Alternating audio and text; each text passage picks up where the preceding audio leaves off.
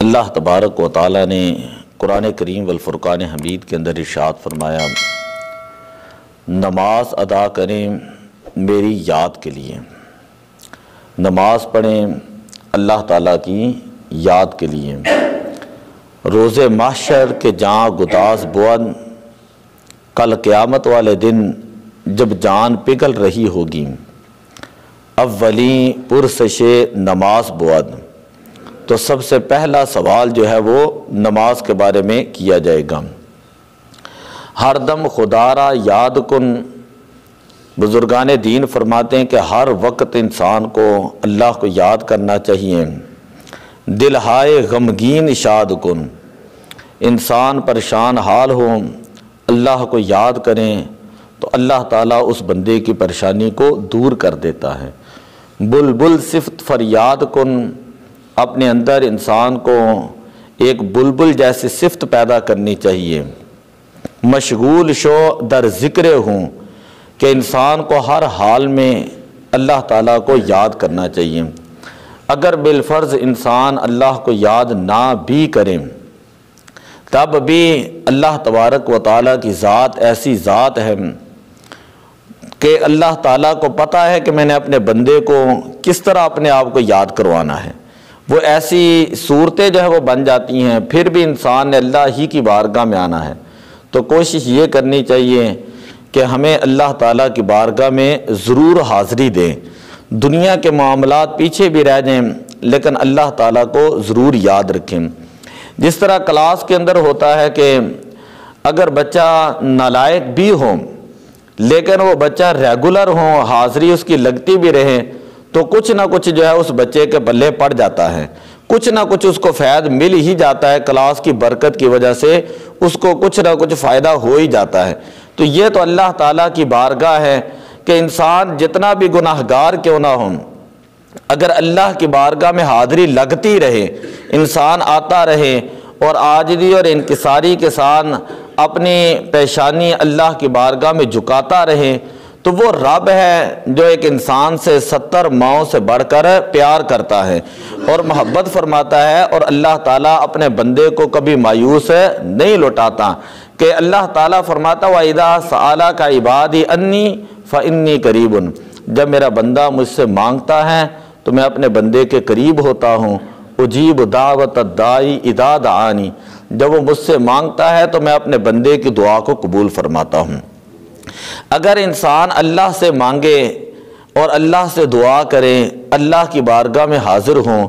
اگر اللہ بھی قبول نہیں کرے گا تو پھر انسان کہاں پر جائے گا؟ جس طرح کے روایات کے اندر آتا ہے، ایک شخص تھا وہ بت کی جو ہے وہ بڑی عبادت کرتا تھا، تو ہر روز جا کر بت کے سامنے بیٹھتا اور ہر روز جو ہے وہ جا کر یہ کہتا کہ المدد یا ثانامی، اے میرے بت جو میری مدد کر۔ ایک مرتبہ اس طرح ہوا کہ اس کی زبان سے یہ نکل آیا کہ المدن یا اغثنی یا سامادی،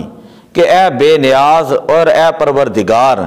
اے ساری کائنات کی خالق اور مالک ذات جو ہے تو میری مدد فرما۔ اللہ تعالیٰ نے اسی وقت جبریل کو بھیجا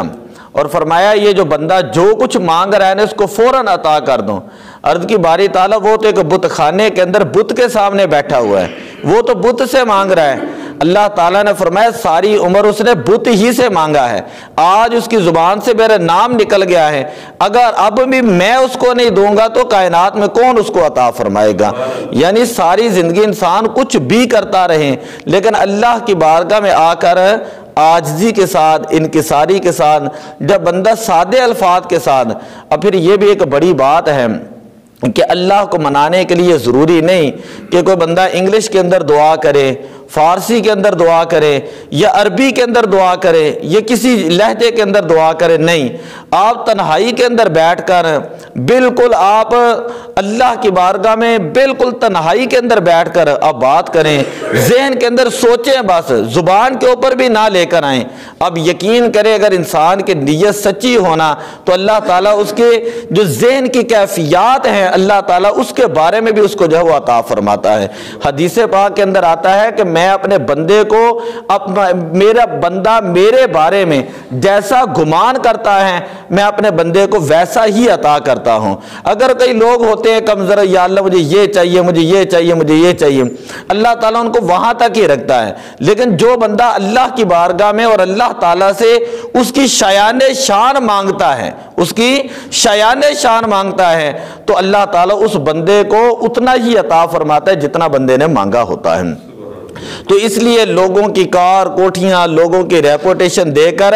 انسان کو حسد نہیں کرنا چاہیے، بلکہ دعا جو ہے وہ مومن کا ہتھیار ہے۔ بندے کو اللہ سے دعا کرنی چاہیے کہ یا اللہ اس کو دیا ہے تو مالک ہے، تو خالق ہے، تیرے پاس کون سے خزانوں کی کمیاں ہیں، تو باری تعالیٰ اس کے جو ہے رزق کے اندر بھی برکت ڈال، اس کے مال جان کے اندر بھی برکت ڈال، لیکن باری تعالیٰ مجھے بھی عطا فرما۔ تو جب آپ اس طرح دعا کریں گے تو دیکھیں اس دعا کے اندر بھی لذت پیدا ہوگی اور اللہ تعالیٰ آپ کو بھی جو ہے وہ عطا فرمائے گا۔ تو بات چل رہی تھی نماز کے حوالے سے، تو ہمیں یہ کوشش کرنی چاہیے کہ اللہ کی بارگاہ میں ضرور جو ہے وہ حاضری دیا کریں۔ حضرت ابو ہریرہ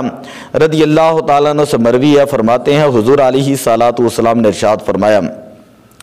ارأیتم، اے صحابہ کرام تمہارا کیا خیال ہے، لو ان نہرا بباب احدکم، اگر تم میں سے کسی شخص کے دروازے کے سامنے نہر ہو، یغتسل فیہ کل یوم خمسا، اور ہر دن اس کے اندر 5 مرتبہ غسل کریں، 5 مرتبہ اس کے اندر نہائے، حل یبقا من دارنہ شیء، تو کیا اس کے بدن پر کوئی میل کچیل رہ سکتی ہے؟ قالوا لا یبقا من دارنہ شیء، صحابہ نے عرض کی یا رسول اللہ اس کے جسم پر کوئی میل کچیل نہیں رہے گی۔ قال فذلک مثل الصلوات الخمس، حضور علیہ الصلوۃ والسلام نے فرمایا یہی مثال 5 نمازوں کی ہے، یہی مثال 5 نمازوں کی ہے، یمحو اللہ بہن الخطایا، اللہ تعالیٰ نمازوں کی وجہ سے انسان کے گناہوں کو معاف فرماتا ہے۔ جب انسان ایک نماز پڑھ کر دوسری نماز کے لیے آتا ہے تو الصلاۃ تہدیم ما کان قبلہ، تو جو اس نے درمیان کے اندر گناہ کیے ہوتے ہیں اللہ تعالیٰ اس بندے کے گناہوں کو معاف فرما دیتا ہے۔ صرف ایک اور روایت سماعت فرما لیں، حضرت ابو ذر غفاری رضی اللہ تعالیٰ عنہ سے مروی ہے، آپ فرماتے حضور علیہ الصلوۃ والسلام پت جڑ کے موسم میں باہر تشریف لائیں،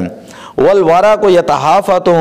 اور پتے جو وہ گر رہے تھے، فاخذ بغصنین من شجرۃ، حضور علیہ الصلوۃ والسلام نے ایک درخت کی جو ہے وہ 2 ٹہنیوں کو پکڑا، اور فجعل ذلک الورق یتحافظ، تھوڑی سی حرکت دی تو وہاں پر پتے جو وہ اسی طرح جھڑنے لگے۔ فقال یا ابا ذر، پھر حضور علیہ السلام نے فرمایا کہ اے ابو ذر غفاری، قلت لبیک یا رسول اللہ، میں نے عرض کی کہ یا رسول اللہ میں حاضر ہوں۔ قال ان العبد المسلم، حضور علیہ السلام نے فرمایا جب بندہ مومن لا یصلی الصلاۃ یرید بها وجہ اللہ، جب نماز ادا کرتا ہے اور اس میں اللہ کی رضا شامل ہوتی ہے، فتحافظ عنہ ذنوبہ، اللہ تعالیٰ اس بندے کے گناہوں کو ایسے جھاڑ دیتا ہے اور اس بندے کے گناہ ایسے جڑ جاتے ہیں، کما تحافظ ھذا الورق عن ھذہ شجرۃ، جس طرح ان ٹہنیوں سے یہ پتے جو وہ جڑ چکے ہیں۔ جب بندہ نماز ادا کرتا ہے، نماز تو بڑی دور کی بات ہے نا، تو بندہ جو وضو کرتا ہے،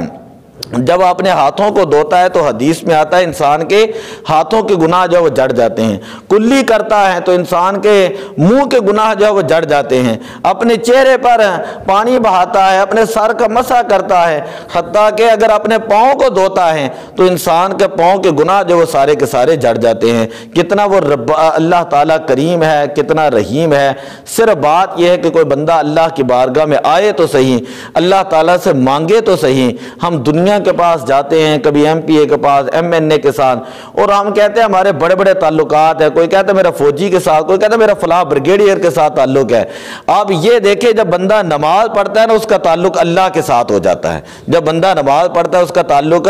اللہ کے ساتھ، تو کہتے ہیں جس کا رب اس کا سب، کہ جس کے ساتھ اللہ ہو جاتا ہے نا تو دنیا اس بندے کی ہو جاتی ہے۔ دعا اللہ تعالیٰ عمل کی توفیق عطا فرمائے۔